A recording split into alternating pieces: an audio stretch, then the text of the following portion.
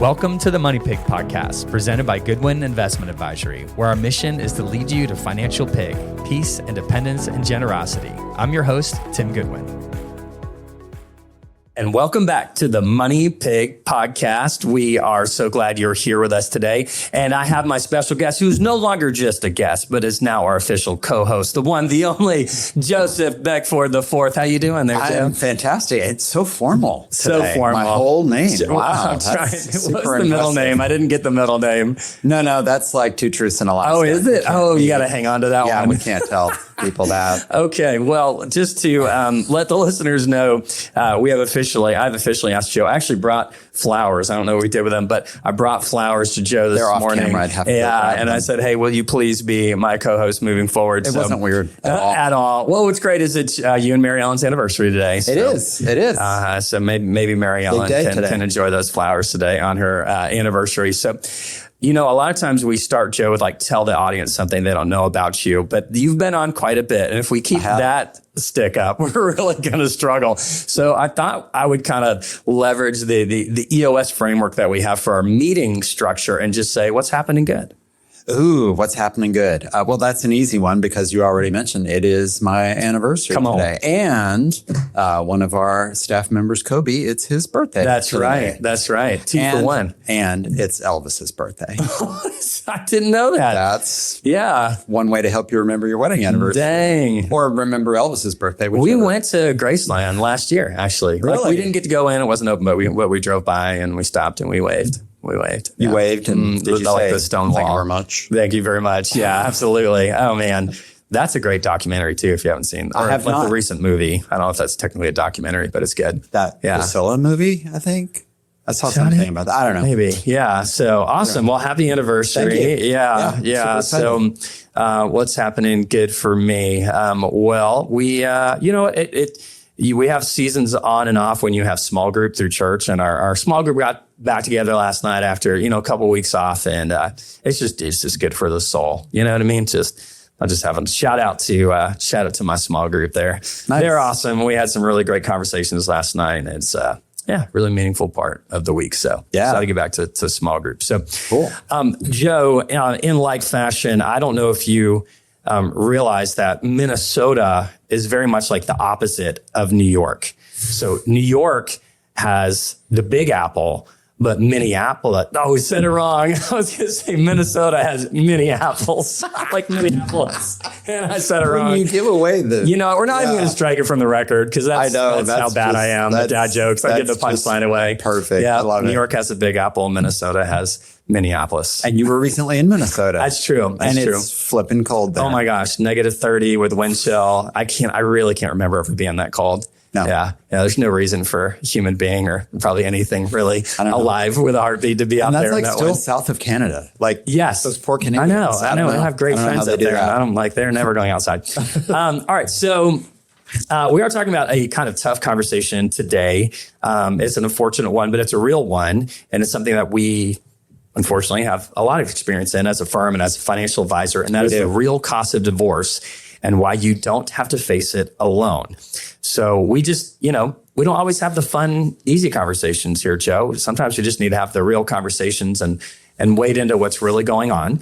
Our team was like, guys, you all need to talk about this because we've got folks that come to us that are generally not just considering divorce, but maybe they are divorced or on the other side. I guess, is that generally the case? They're kind of made the decision. Usually by the time they're walking in the door here, we're talking about assets and decision has been made. There's not a, should we get divorced? Should we not? Let's talk about this. That's happened upstream from us. So usually now it's like, oh, we've made this decision. We're going forward. It might be final. It might not.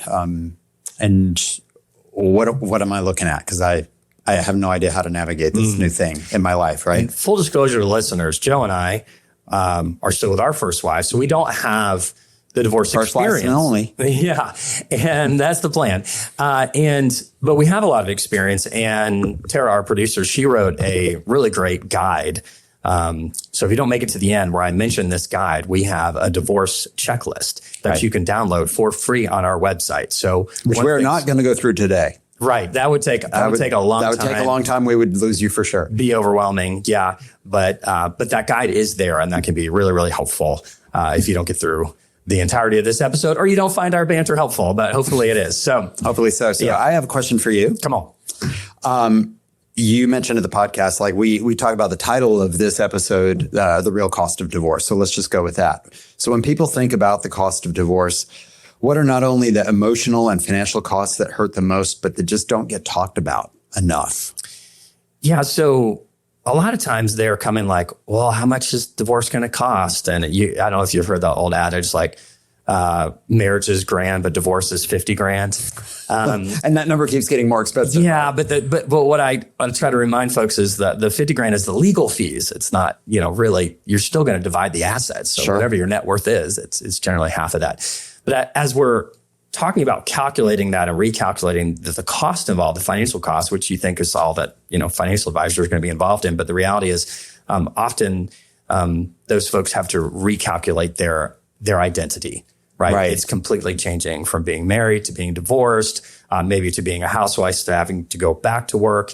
It kind of reminds me of retirement often when we're talking to our clients about retiring and they've had this job, which has been a big part of their identity for their life. And what does it look like? What are they retiring to instead of from? Right. So you're being divorced, not just from your spouse, but from a certain identity. And you're going to be single to some other identity. Right. And so I think that's another part of the cost of divorce that's not considered. I think the other cost is probably decision fatigue.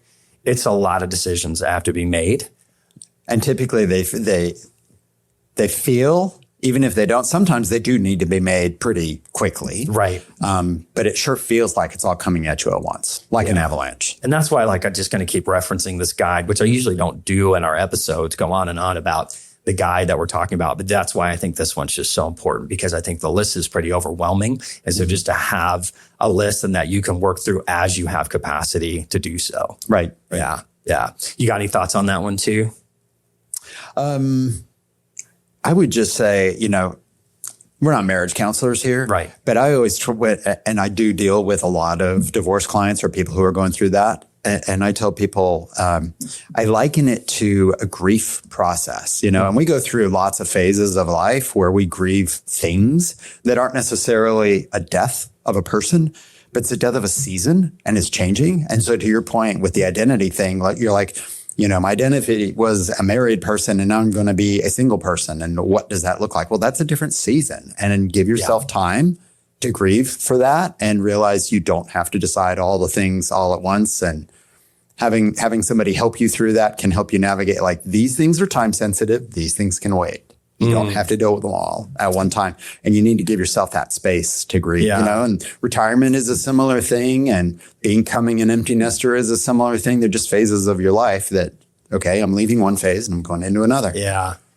That's really powerful. I'm going to be a little vulnerable here and just talk about, this past year, I lost a very long-term friend of mine, and I went to counseling over this, and I was like, I just need a soul check here. Like this is a long-term friend. I thought this was going to be a lifelong friend, and my counselor really helped me see it as a gift. Like, just that time that you were friends and you were close, that was a gift. And if you're true to yourself and you're showing up as who you want to be and who you think you are, then you don't have to apologize for that. And if in order to keep that relationship going, I'm just talking about a friendship, nothing as serious as a marriage. Right. But if I'm just showing up for who I am and I'm true to myself about who I am, and that person no longer likes that version of me for whatever reason, that's okay. And maybe it is time to separate, and maybe it comes back together later. Maybe it doesn't. I've had friends get remarried after a divorce, right? You hear that. So I've had family members do that. Oh, really? Okay. So, I think that's part of realizing that, okay, it's a season, it's a chapter, it's time for the new season. But I am choosing to look at the time that I was good friends with this person as a gift, and that I was grateful for that time. Yeah. Yeah. Which is tough, but it's easier said than done, but it's good perspective. I like that. So Joe, so many people say my spouse handled the money. How common is that? And what do you want those listeners to hear so they don't feel ashamed or behind? How common is it? It would be uncommon that I don't hear that. Okay. Think about our current clients who aren't divorced. Mm-hmm. We typically refer to them as you've got a, you typically have a financial spouse and you have a non-financial spouse. Somebody's leading the relationship. Somebody's leading the relationship on the financial side of things, right? And that is because they're wired that way. They went to school that way. They just get energized by it. They're jazzed by it. They like it. They dig down into the finances and they like it. And the other spouse, my experience has been that the other spouse doesn't lack the mental capacity to do it. They lack the desire to do it. Mm. And so a lot of times what's happened in a marital relationship is one spouse is like, I love this stuff and I do it. The other one is, thank God somebody does because I don't. Right. I love you. I trust you. I respect you. I have full faith in you. So if you could take care of this for us, I will do my unique ability and I will do other things for us as a couple. And then when the couple ceases to be together, now that huge important part is gone. Mm-hmm. And I get people like, I feel so stupid. I shouldn't have relegated this. How could I let that happen? And it's very easy to beat yourself up. And I encourage people, please stop. That is not divide helpful. And conquer efficiency. You got to do this stuff over not time. Helpful at all. And just because you haven't done it and just because you might be ignorant around some of the things that have happened, ignorance does not equal stupidity or lack of ability. It just means you don't know about it, right? Ignorance just means I didn't know about it. So guess what? We're going to come alongside you. We're going to educate you. Right. And you can do this. Yeah. And they can. They really can. I think this relates to what we were just talking about too. It's a new season. Yeah. It's just a new season. Doesn't mean you can't do it. You just haven't had to. Mm-hmm. So the information you haven't had to apply, the skills you haven't had to develop, and you are going to have to do that now. If you want to continue to win with money, you've got to figure out how this works because you're going to be doing that on your own. You're going to have to learn a new thing. Yeah. But you can do it. Yeah. You totally do it. And having a good partner, whether that's an advisor like us or like a friend, you're like, oh, this friend's, pretty savvy with money. I like what they've done with money. Then have them kind of partner up with you and help you out. Sure. Yeah. Okay. I want to ask you a question. We meet people who say, I don't even know what I'm entitled to or what exists. So help me out in figuring out, how do you help somebody find clarity without overwhelming them? Yeah. So I think that's kind of part of what we've been talking about too, is that like, if you really think about everything that has to be done, it's overwhelming, So I think like if you hear nothing else that I say about this particular topic, it's just don't do it alone. Just don't do it alone. So whether that's finding a financial advisor like us or somebody else, or whether that's a friend who's savvy, or maybe they're not savvy, but you trust them and they've been along with you with your journey, and find some kind of checklist, our checklist, some kind of checklist to work through together, because otherwise it's just, you can come from the legal side of understanding more about the assets as well, so that you have more confidence that you're taken care of. But again, like we talked about, there's so many other decisions involved. It's important to just try to find somebody to do it with. Yeah. Yeah. Going it alone is scary. Yeah. Yeah. Joe, why is having a calm guide so important during divorce? Someone who can slow decisions down and help people feel safe. So I think this piggybacks off the previous question, right? Mm-hmm. It's the not going it alone kind of thing, because one, it's new, it's scary, you've never done it before, you are stuck with a plethora of decisions and it feels like you have to make them all at one time. Oh, and by the way, I've never made those decisions before, so I feel totally ill-equipped and people get paralyzed, right? So now we've exacerbated an emotional breakup of a coupleship to now I'm also defeating and I'm self-deprecating and I don't know what I'm going to do and I'm just paralyzed and it freaks people out. So how do we get people to move forward? You have to have a guide. You have to have somebody to tell you, as trite as it might sound, like it's going to be okay. You're going to move on. You're not alone. We're going to help you walk through this. And I think that slowing down decisions thing is, let's look at like the 3 things that you have to decide right now. Right. And let's probably sequence the things that you don't have to decide this for another year or 2. Mm-hmm. So let's look at those things going over forward, time. And the list of things that have to be decided right now is actually not that big a list Well, usually. that's pretty helpful too, because you can look at that large checklist, but if you can have somebody help you just prioritize, this is the most important on this checklist now. We get back together, we're going to reprioritize. So, Joe, before we sign off, I'm just curious because you have, our firm has a lot of experience with divorcees. We do. We have a lot of clients that are divorced. And although all the advisors here have their own clients there, you have more of the experience working with divorcees. And so much that we kid about that, like, divorce client, that must be Joe's. Yeah. And I think it's because you just do such a great job. I think you've got such great empathy. You listen so well. People feel really heard and known by you during this process. That's just really, really difficult. So I'd be, and listeners, I did not let Joe know I was going to ask him this question, but he always does that. I guess it's like if somebody is listening and they're like, man, I think we're getting divorced or we're going through the divorce process, and they're considering reaching out to an advisor, considering reaching out to somebody like us, like how would you encourage them? What would you tell them? So in your question, they're not divorced yet, right? Right. Sure. Yeah. Right. They're thinking about the process. So one thing, and you will hear this again and again, if you're civil with each other and you're amicable, it's going to be a lot less expensive on the legal fees. So one thing is, can you figure out how to compromise, how to make sound, rational compromises? Typically spouses, and we're not legal people here. We are based in Georgia, and the laws in Georgia are different from other states and things, and what's a marital asset, what's not. But typically, both people are entitled to marital assets, to half of the marital asset. So let's just try to figure out what's equitable. I don't want to say fair because everybody feels like things are unfair, right? Yeah. But what is equitable? You're entitled to half, but I always tell people like, well, half might not mean we have to split every single account and you have to sell the house and split the money. What if one spouse really wants the house and the other one doesn't? Okay, well, then that's part of your half, So if we can be adults and we can kind of put the animosity aside, everybody's going to end up with more money at the end. So can we slow things down? Can we maybe tone down the animosity a little bit? And can we just try to figure out, what's equitable for somebody else? So if you have that mindset and you walk into your negotiations, it's going to save you a lot of money. In terms of legal fees, you're probably going to end up with more money at the end after everything is split up. Yeah. So I try to tell people let's turn the temperature down a little bit if we can. That's good. That's good wisdom. I think too, like if you're a lady listening, let's say you've been a homemaker for a good part of your career, and most of your investable assets as a couple are in the husband's 401k. See that a lot. We see that a lot too, or some kind of IRA rollover.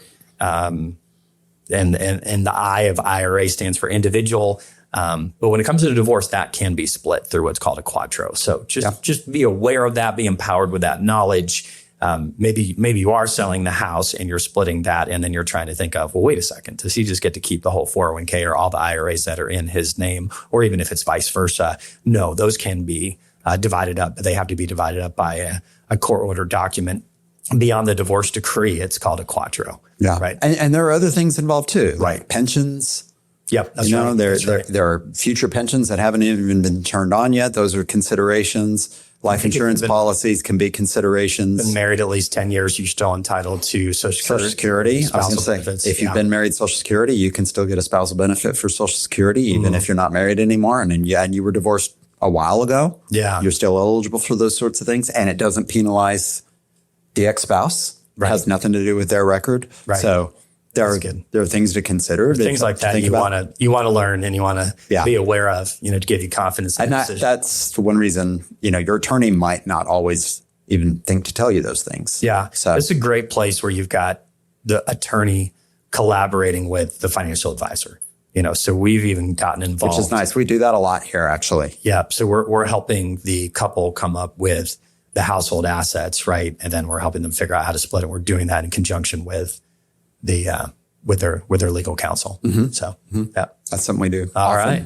Well, thanks, Joe, for helping me have this tough conversation here. We do love to sign off with what we're grateful for, and I'm just grateful for. I just feel like this is a need that folks have, and they need to have somebody they can trust that really cares about them and is not trying to take advantage of them to navigate and make decisions. So I'm just proud that we have a firm that sees people where they're at in this regard and helps them, whether it benefits us or not. We've got this guide that folks can download for free. It can be a hot commodity online at times, and we may never hear from those folks, but at least we know we gave them some, checklist to be thorough and thoughtful. And I'm just glad, I'm grateful for you to be here to receive those, as well as the rest of our advisors who are fantastic in this area. I'm just glad that we can come along and be a safe, solid place for folks going through this. So what about you? What are you grateful for? Man, I have to go behind that. Wow. Altruism. I'm grateful for the upgrade. I got upgraded to co-host. There you go. That's excited. Right. Yeah. I'm super excited. We have like a bromance. I got flowers today. I mean, that's so great. Super impressive. It's been a while since I've got a guy flowers. Yeah. Yeah. It's been a while since I've received flowers ever. So that's pretty awesome. Awesome. All right. Well, thank you listeners for hanging on, and we'll see you next time. Bye-bye. Goodwin Investment Advisory is an SEC-registered investment advisory, CRD number 131193, and this episode is produced by evans.net. This podcast is for informational purposes only and is not investment advice or recommendation to buy or sell any financial products, securities, digital assets, or other investments. It should not be used as the basis for any financial decisions. The host and guests may personally hold investments mentioned in this episode. All investments involve risk, and past performance does not guarantee future results. Please consult with a qualified financial advisor, tax professional, and attorney before taking action on any information shared.